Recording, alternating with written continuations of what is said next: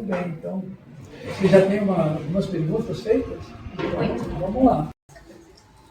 Eu sou Janemu, minha nome é Laís. Muito bem. Primeira pergunta. O senhor pode se apresentar para nós, falando o seu nome, formação e profissão? Muito bem, posso sim.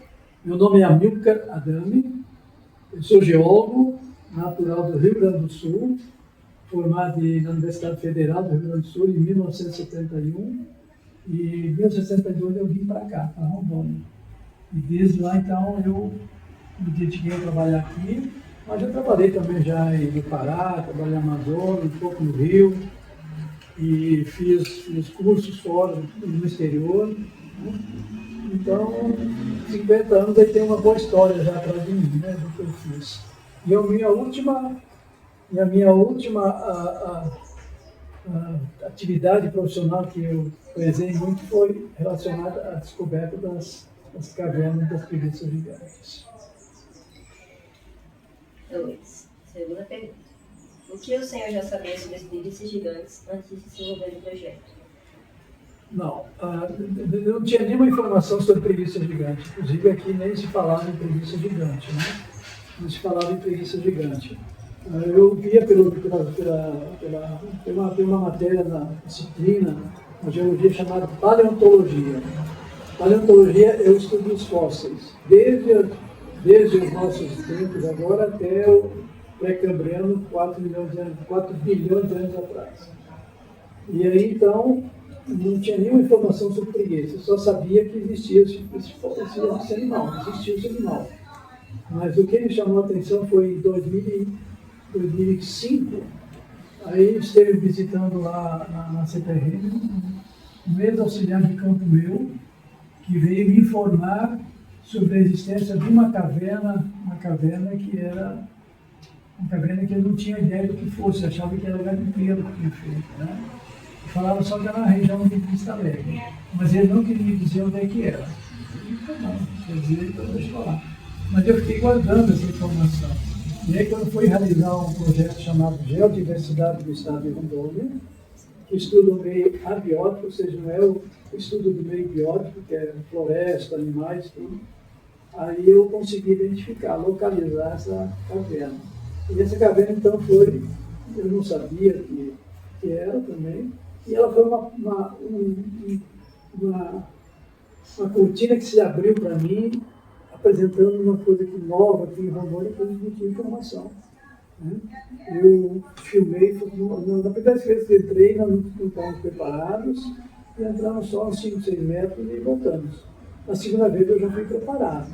Aí então eu fotografei lá dentro, e aí eu conheço um professor da Universidade Federal do Acre, que trabalha muito mais com fósseis do que nós, e ele me mostrou as fotos, e ele disse, olha, manda essa fotografia lá para um professor da Universidade Federal do Rio Grande do Sul, chamado Heinrich Brandt. E ele trabalha com cavernas feitas com animais gigantes. E aí eu mandei para ele as fotos, e ele me retornou informando que existia a possibilidade de que fossem cavernas escavadas por animais gigantes. Né? Aí eu me disse, olha, procura tal situação dentro da caverna, e aí se você encontrar, caracteriza realmente uma paleotópica. Aí eu, na terceira vez eu voltei lá e fui procurar essas feições que eram marcas de garra. Não sei se você pode ver na imagenzinha dela aí, ela tinha garras muito poderosas, né? Garras poderosas. E com essas garras ela escavava. E aí então, já pelo menos eu já sabia que era uma caverna escavada por animais gigantes. Mas daí poderia ser tanto a preguiça gigante, como um outro animal chamado Glyptodonte. Glyptodonte é os tatus gigantes, que existiam na mesma época. Terceira pergunta. Como foi a descoberta da paleotópica? Onde fica e como foi chegar até o local dela?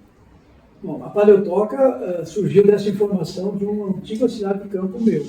E aí depois de 5 anos, em 2010, aí que eu consegui ir até o local e consegui entrar na caverna.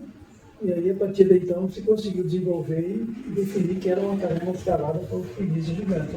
por escavadores, mais escavadores. Nós não sabíamos que podia ser gliptodonte ou podia ser bidonte. Mas daí, então, essa caverna, ela fica localizada no distrito de Vista Alegre do Abunã, em torno de 250 quilômetros aqui de Porto Velho, e está localizado praticamente às margens da rodovia asfaltada BR-364. Então você anda uns 5 quilômetros para frente de Vista Alegre, e aí você entra numa propriedade rural e caminha 100 metros, está lá.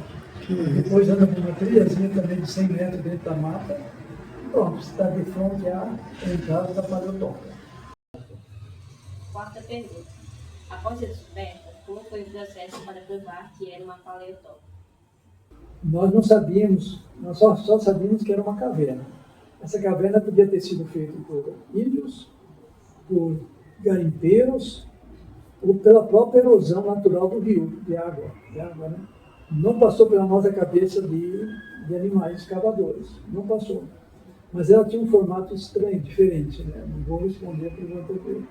E aí esse formato diferente me levou a buscar informações que aqui era inédito. Na Amazônia não existia nenhuma referência a esse tipo de caverna, né? Aí eu fui descartando a possibilidade. Bom, índio, depois que eu conheci o tamanho dela, índio certamente não seria. Garimpeiro, muito menos, porque lá não tem nenhum recurso mineral que se possa aproveitar. E aí, então, erosão de água, da chuva, do rio, também era uma coisa que poderia ser, como já existe outra, né? Mas ficou na dúvida. E aí, então, ele me informou a possibilidade de encontrar uma evidência associada à marca de garra. E aí, na terceira vez que eu entrei na caverna, eu fui procurar marca de garra. Ou seja, aquelas marcas que o animal deixava nas paredes e no teto, as paredes, mostrando que ele estava escavando. Então, nós não encontramos muitas marcas de garra, porque provavelmente as paredes onde estavam as marcas de garra já tinham caído, tombado pela ação da água da chuva. Mas mesmo assim a gente encontrou algumas marcas que um pouquinho de esforço dava para dizer que era marca de garra extremista. Então esse fato, mais associado aos fragmentos fósseis do Rio Madeira, encontrado pelos garimpeiros, nós conseguimos deduzir que era uma caverna escavada por escavadores, tipo preguiça gigante, ou os gliptodontes. Os gliptodontes, não esqueço que é os tatus gigantes. Tá? O que foi descoberto como prova que a paleotópica foi cavada por preguiças gigantes? A informação que nós tínhamos, não sabíamos que era uma paleotópica. Paleotópica é a designação dada para cavernas, tocas feitas bastante tempo atrás. Paleo significa antigo, né? Então, se tu encontrar hoje em dia uma toca, você vai chamar só de toca, que é recente. Mas se for uma escavação feita há muito tempo, então ela se chama paleotópica. Né? Então, o fato que comprovou a associação daquela caverna com animais, paleoanimais, foi, primeiro, a marca de garra encontrada nas paredes. Né? São os sinais, as evidências que o animal estava escavando. Né? A outra evidência era o formato da caverna. É uma caverna arredondada, não é uma caverna. Quando é feito pelo ser humano, ele faz as paredes, tanto as paredes laterais como o teto, normalmente são mais retos, né? São mais retos. Enquanto que aquela não, aquela era redonda. Então, por que redonda? O animal, a preguiça gigante, o animal forte, os gliptodontes também são animais roliços, né? Roliços. E aí, então, a tendência deles é ir escavando e vão entrando dentro da caverna, e aí eles fazem o formato deles é arredondado, né? Vão passando, se encostando nas paredes, e aí eles não fazem uma escavação reta. Então, por isso que tem o formato arredondado, igual à forma deles, né? Que eles entravam e saíam toda hora. Né? Saíam toda hora. Então, foram essas as evidências que nós encontramos de que aquelas cavernas eram escavadas não produto de ser humano ou de processos naturais. Né? Eram escavação. Pode falar mais um pouco sobre as características da paleotoca? Com certeza. A paleotoca, ela tem uma entrada, a entrada dela é uma entrada pequena, no barranco de um pequeno igarapé, 4, 5 metros de altura o barranco, e lá na metade do barranco está a entrada. A entrada é pequena, com 1,5 m, largura também 1,5 m e tal. Então a pessoa, para entrar dentro da paleotoca, ele tem que ir de 4, não pode ir de pé. Então, se for assim toda a extensão da caverna, na paleotoca, não vai dar para ir muito longe. Mas quando você entra 4, 5 metros assim, dessa forma, em 4, você chega nos pés de salão. E aí a caverna abre. Aí você fica de pé, às vezes plano um pouquinho de baixar, mas você anda praticamente dela quase o tempo inteiro, toda a extensão dela de pé. É impressionante, né? Porque as preguiças gigantes foram extintas há mais de 10 mil anos atrás. E a caverna foi feita por elas, está ali há mais de 10 mil anos. Então ainda se preserva. Né? Aí quando você entra e começa a andar dentro dela, quando nós entramos as primeiras vezes, nós entramos sempre com o morador, lá, o proprietário da área, porque ele conhece o local. A gente entrou muitas vezes lá dentro. E a gente tinha receio, né, de entrar lá e se perder. A caverna, pela extensão dela, lateral, e ali foi escavado, tem mais de 1.800 metros cúbicos de material tirado. Então, imagina 176 metros, tu tem que puxar tudo aquilo para fora. Né? Então, não tinha carrinho de mão, nem caçamba, nada lá dentro. O caminhão é 20 metros, mas imagina. Aí eles tinham que ir arrastando, né? Arrastando. Então, certamente eles trabalhavam em conjunto. Uma escavava e puxava a terra e a outra atrás ia puxando mais para trás. Assim foram escavando. O Donense aqui, adotado, é a maior paleotoca do Brasil, a maior delas. As que tem lá no sul são muito mais numerosas, muito mais frequentes, mas todas elas são menores, muito menores. A nossa aqui, como é um material mais fácil de escavar, então para permitir as imagens são mais longe, né? As do sul lá é 40 metros, a maior paleotoca lá não chega a 100 metros, né? Porque é uma rocha mais dura, né? Mas elas se preservam melhor, as marcas de garra lá são muito mais marcantes do que as nossas. Né? Muito mais marcantes que as nossas. Há chances de ter mais paleotocas em Rondônia? Bom, com a divulgação dessa informação da existência de uma paleotoca, então a gente começou a procurar e pesquisar em lugares e tal, para ver se tinha um local que pudesse ser também a paleotoca. Inclusive algumas que nós visitamos, que a gente achava que era erosão de rio, erosão da água, a gente já está vendo com outro olhar. E aí então foram chegando informações para nós também, e hoje em dia nós já temos mapeadas 10 paleotocas em Rondônia e no Amazonas. Porque lá na região de Vista Alegre são mais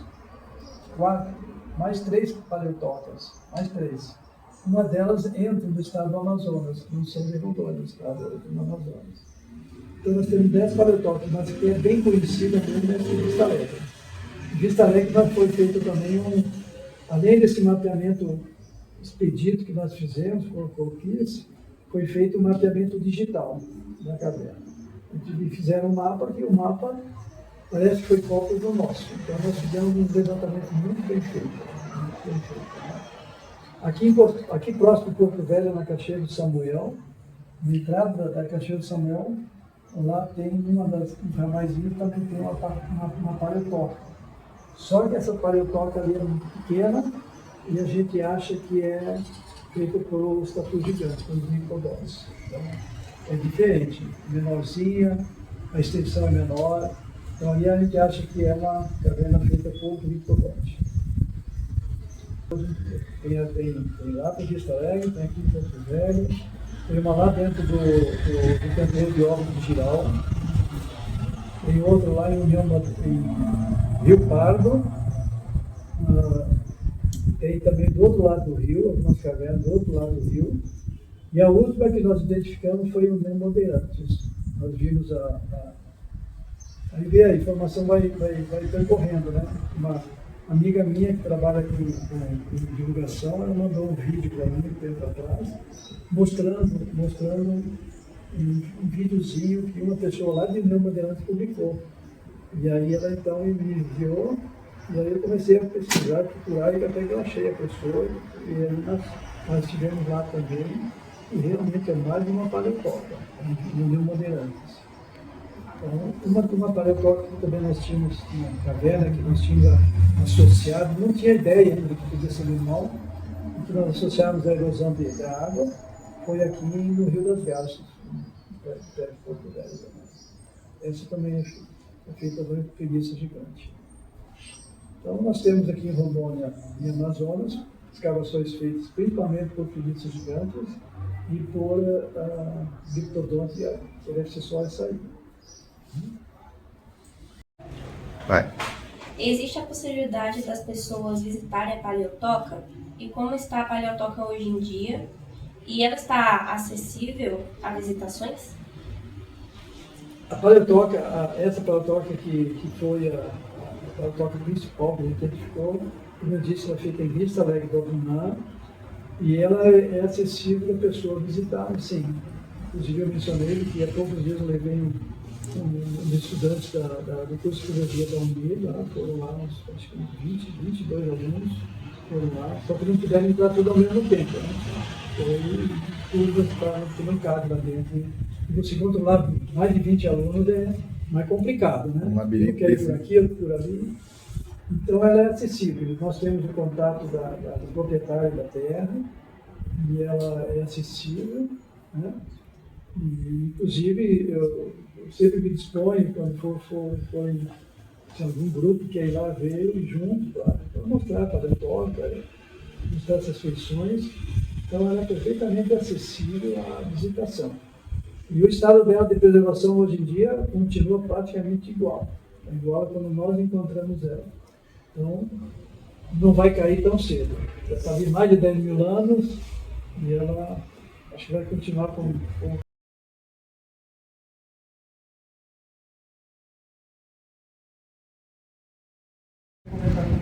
a primeira é a visita às instalações da CPRM, SGB.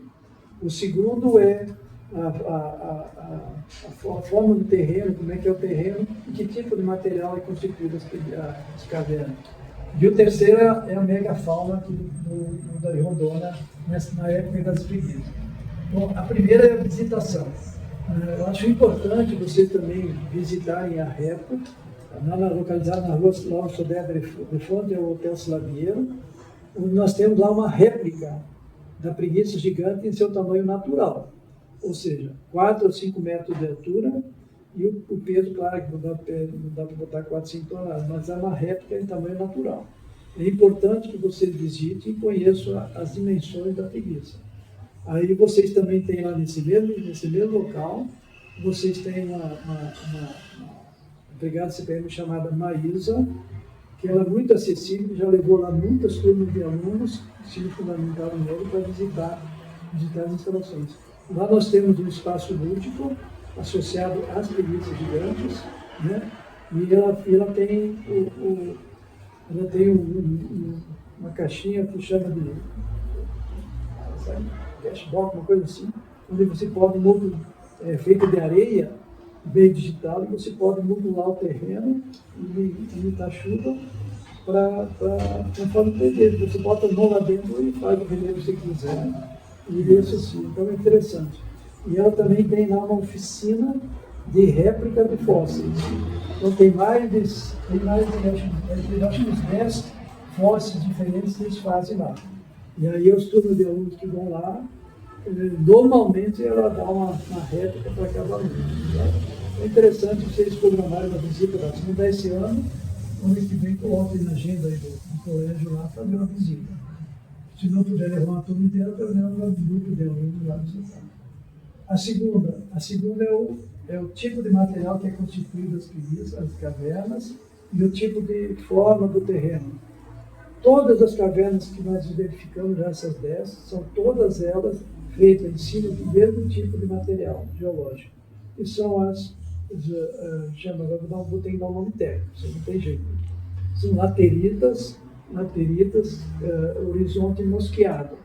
Lateritas é esse material que usa para fazer baldrame de casa e também colocar como cascalho nas estradas de terra. É o mesmo tipo de material. Então, esse material que é constituído as cavernas, as paleotocas. Né? E a forma do relevo, para nós, tornou uma referência, todo local onde tinha esse tipo de material e o relevo em forma de colinas, já era um local favorável para poder ter uma paleotoca. Existe dessas 10, apenas 2 que não obedecem esse padrão, que é lá em Rio Pardo, onde é um terreno mais plano, onde tem uma escada, e em União Bandeirantes também, um terreno mais plano, também tem que descer uma escada. Mas em União Bandeirantes, a informação que nós temos é que existe uma outra entrada, que deve ser a entrada principal, porque tem que descer um buraco, tem que ser uma escada. E é impossível, por exemplo, para a preguiça filhote, crias, subir a preguiça gigante até que poderia, né? Porque é o tamanho dela, mas uma pequena, com crescimento, já não conseguia subir. Então deve ter outra entrada. Então essas 2 feições estão sempre associadas com as paleotocas, que é o tipo de relevo, terreno sempre em forma de pequenas colinas, e o laterito mosqueado. E a terceira questão que não foi abordada até agora voltando no tempo geológico, né, vamos voltar 10 mil anos atrás, não 10 mil anos, vamos voltar de 2 milhões e meio de anos atrás até 10 mil anos atrás, que é um período geológico chamado Pleistoceno. Pleistoceno é o nome Nós vivemos agora atualmente no Holoceno. O Holoceno é o tempo do ser humano. O ser humano 10 mil anos atrás, 10 mil anos para cá. Né? Então, terminando o Pleistoceno, começou o Holoceno. Então, no Pleistoceno, nós temos, então, que terminou em 10 mil anos atrás, nós temos do Caribe até o sul sul da Argentina, Patagônia, então não era floresta. Não era floresta. Então, aqui era um clima mais seco, árido, né? E com praticamente só vegetação, nichozinho de vegetação. Então era uma situação totalmente diferente do que nós temos hoje em dia. Hoje em dia tem floresta. Então, há 10 mil anos atrás então era fácil para esses animais de grande porte se deslocarem em tipo savana da África, né? Já sabe que é savana africana, né? Grandes animais, elefantes, girafa, andarem por aquelas áreas. Então era muito mais fácil animais gigantes andarem em áreas de savana. Por isso que, na época que elas existiram, os preguiças, não era floresta, era savana. Então, com árvores e os animais. E aí, então, nós não tínhamos só as preguiças gigantes nessa época. Nós tínhamos também os mastodontes, que são os parentes do elefante. Nós temos 3 tipos de elefante de hoje, o mastodonte e o mamute. O mamute é aquele de clima frio, da Rússia, aquele frio lá. E o mastodonte, embora fosse peludo, ele era de clima não era de clima frio. Embora naquela época o clima fosse também um pouquinho mais frio. É por isso que eles faziam cavernas tão grandes aqui para se proteger do frio. Não era um frio de congelar, mas era um frio enorme. E aí nós tínhamos, então, as preguiças gigantes, os mastodontes, os toxodontes. Toxodontes são os parentes dos hipopótamos. Né? E nós tínhamos também os diptodontes. E esses animais, uma parte deles vieram da migração da América do Norte, né? Porque nessa época o nível dos mares desceu e aí foi criada uma ligação entre a América do Norte e a América do Sul, né? E essa ligação por terra permitiu então a vinda de animais da América do Norte e a ida de animais da América do Sul. Então houve um intercâmbio faunístico, né? Intercâmbio de animais. Os que moravam na América do Norte e do Sul, alguns deles, os que moravam aqui, foram para lá. Então nós tínhamos desde o Caribe até a Patagônia essa savana e esses grandes animais, né? Animais aí, mastodonte, topodonte, a preguiça e assim diante. Então, com a mudança do clima, que começou a mudar lá pelos 12 mil anos atrás, aí começou a desaparecer as savanas e a vegetação, a floresta, começou a tomar conta de toda a região. E aí isso aí foi uma das causas pela extinção das preguiças, né? Qual é o principal alimento dela? Elas comem folha. Eles Isso é são uma planta específica. herbívoros. Isso é uma planta... Existe um trabalho, um artigo, colocando que os tipos dos dentes e tal poderiam também comer alguma coisa de um pouquinho carnívoro. Mas isso só existe um artigo que não é aceito pela maioria dos pesquisadores. Então, nossas preguiças de hoje são pequenas, né? Todas elas comem mais folhas e ramos. Não comem folhas e frutos, não são carnívoros, né? Imagina como é que deve ser interessante, né? Essa região aqui com aqueles animais perambulando por aqui. né? Alguns dizem que o ser humano que começou a percorrer aqui em torno de 8 mil, 10 mil anos atrás, possa ter contribuído com a extinção das preguiças. Mas pode ter havido, porque aqueles primeiros habitantes caçavam em grupos, né? Mas só tinham flecha, só arco, só lança praticamente. Mas é uma hipótese que pode ter sentido, né? A extinção associada com uma presa com o fácil, ser a humano. mudança de O ser humano hoje em dia já extingue animal, né? Imagina aquela época. Devia morrer muito palio índio, né? Porque por causa desses animais aí. A arma dele era um rabo. E aí, então, só uma passada assim com o rabo em cima de 4, 5 homens jogava longe, né? Imagina,